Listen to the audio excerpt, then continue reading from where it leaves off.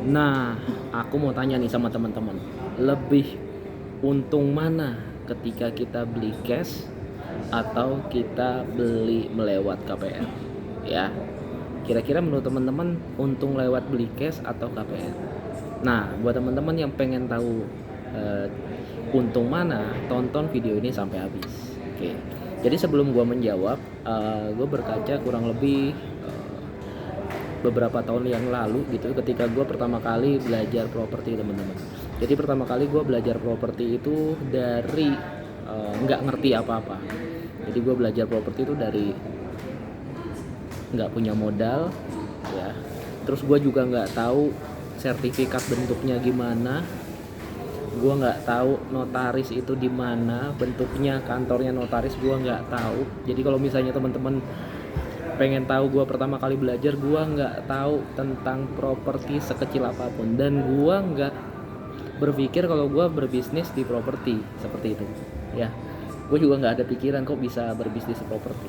Nah, pada intinya gue nggak tahu bentuk properti gimana, sertifikat gimana, dan akhirnya gue belajar coba yang namanya sertifikat seperti apa, PBB seperti apa, NJOP seperti apa, ya kan. Gue nggak ngerti tuh, belajar satu gitu ya.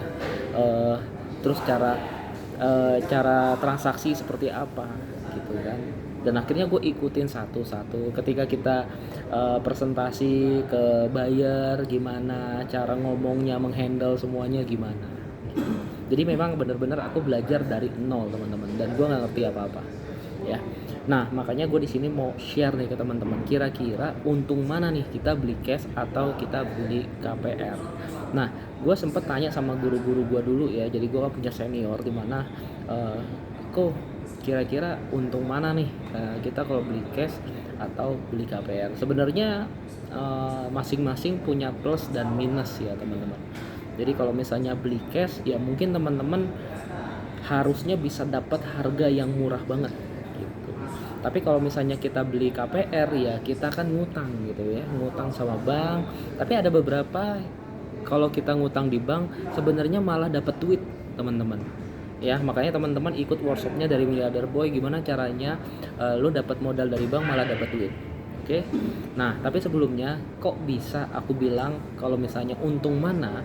Sebenarnya teman-teman kalau beli cash itu lebih menguntungkan. Lah, kok bisa Bang beli cash lebih menguntungkan? Karena kalau misalnya teman-teman beli cash itu negonya enak. Ya, beli cash itu negonya enak. Dimana teman-teman bisa mendapatkan harga yang sangat murah, bahkan bisa 30%. Jadi kalau misalnya teman-teman nilai asetnya kurang lebih 1,5 miliar, teman-teman cuman merogoh kocek bisa ke 500 juta. Loh, kok bisa tuh Bang? Caranya gimana? Nah, aku akan share dulu, teman-teman.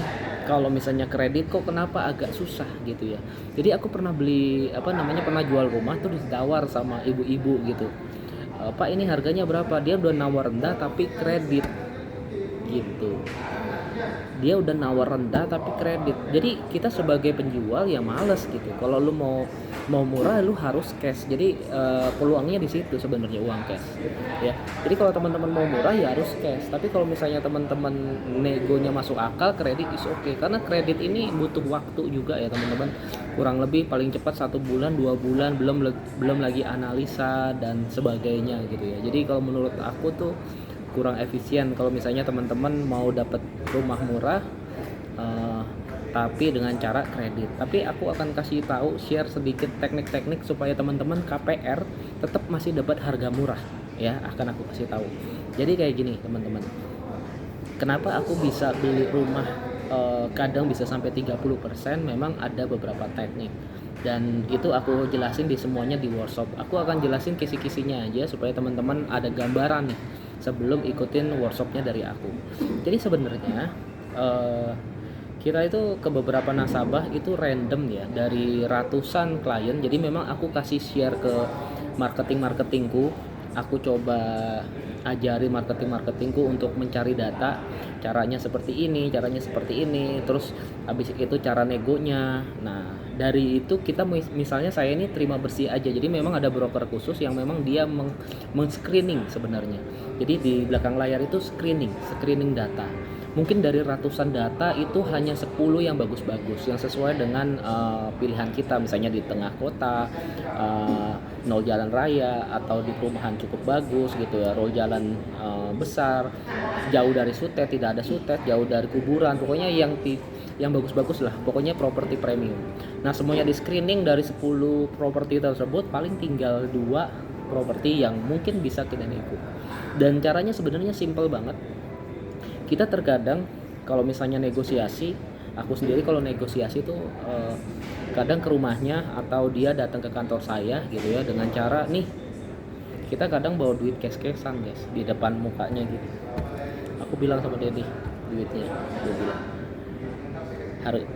kita beli 500 karena kita udah nilai dulu nih harganya 1,5. Nih aku ada duit 500 juta cash, daripada kamu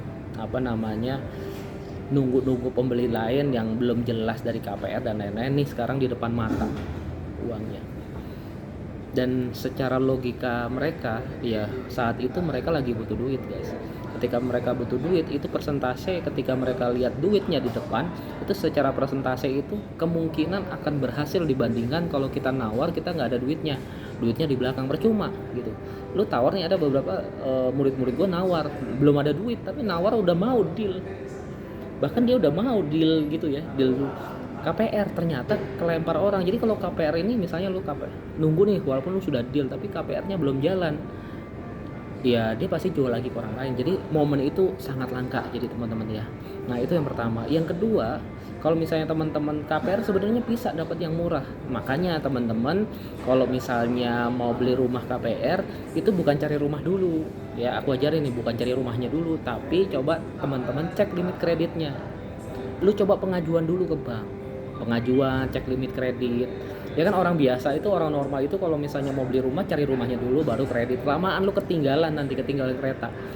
Lu udah cair, ini udah laku gitu. Ya, lebih baik lu cek dulu limit kredit lu udah maksimal keluar berapa, ternyata 500 juta. Nah, standby nih duitnya. Ketika dia udah oke, DP, habis itu langsung transaksi, banknya udah siap cairin gitu. Jadi sebenarnya ada beberapa teknik yang akan aku jelasin di workshopnya aku gitu pertama. Yang kedua, sebenarnya teman-teman bisa loh dapetin modal dari perbankan gitu kan. Makanya aku bilang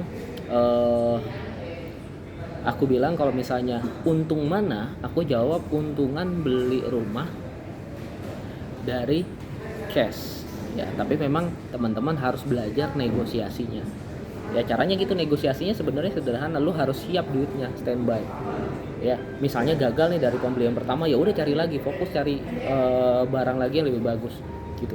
Aku saranin teman-teman harus punya broker khusus ya, broker khusus untuk memberikan data. Aku sendiri punya beberapa broker yang mereka biasanya selalu setor setiap minggunya gitu. Jadi aku memang nggak terlalu sulit untuk mendapatkan. Ada beberapa orang males deh bang, gue pengen minta tolong sama lu, misalnya teman-teman juga mau minta tolong sama kita untuk dicarikan, biasanya ada biayanya dan mungkin ada pembagian hasilnya seperti apa. Nah seperti itu, karena memang aku jujur ya, kalau misalnya teman-teman mau dapat barang murah, emang kita deposit dulu di depan.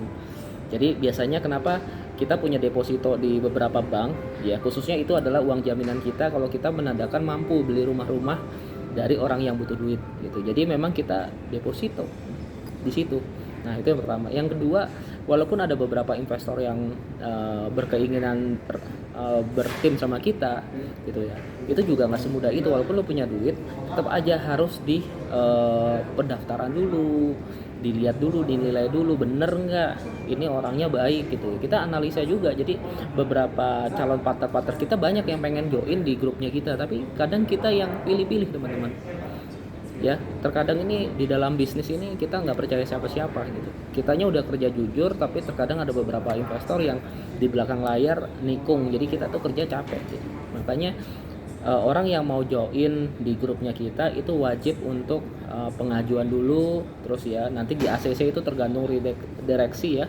Jadi dari 10 paling cuma 2 yang di ACC seperti itu.